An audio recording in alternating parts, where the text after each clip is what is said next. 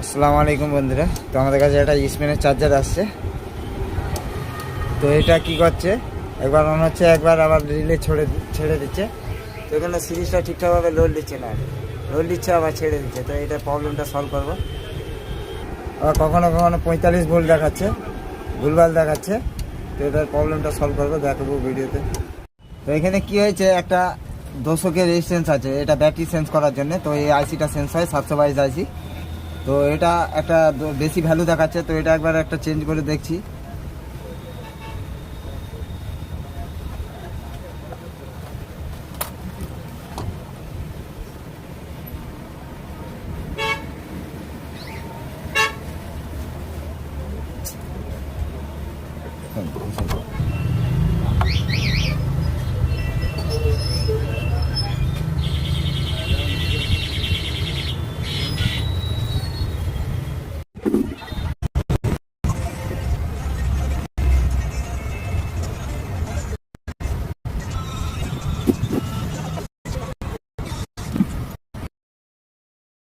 AC current দিয়ে দিলাম।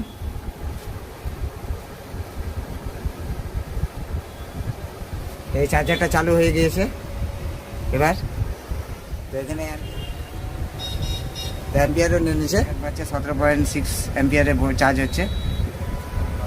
তো 65 ভোল্টে চার্জ হচ্ছে। তো ভিডিও যদি ভালো লাগে তাহলে লাইক, সাবস্ক্রাইব, কমেন্ট অবশ্যই করবেন। ধন্যবাদ।